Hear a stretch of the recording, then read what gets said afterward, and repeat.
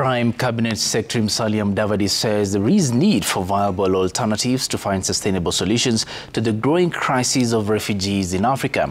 According to Mudavadi, the number of refugees in Africa rose to about 110 million in 2023, and despite the growing numbers, very few returned to their countries even after the issues that made them flee from their homes have come to an end.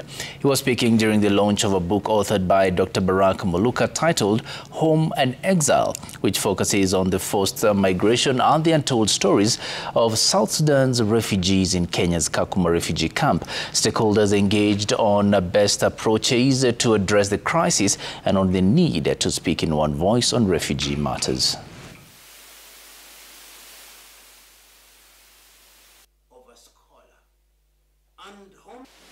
According to the UNHCR, the number of violently displaced people around the world at the end of 2022 was about 108.4 million. The number has risen to about 110 million in 2023. This book provides an excellent foundation for us to begin to ask hard questions. What is making refugee camps permanent features in human habitation and settlement? Why are refugees not returning to their countries, even after the factors that rattled them seem to have come to an end? There's need for us to have a global conversation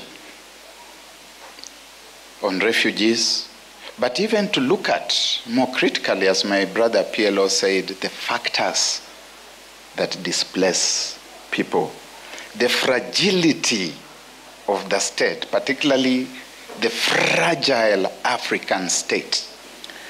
The launch of this book couldn't happen at a better time.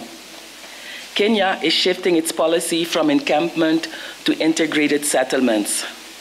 This policy will ensure that refugees are included in service provisions in the country, and together with the host communities, they can benefit from socio-economic development programs in the refugee hosting areas.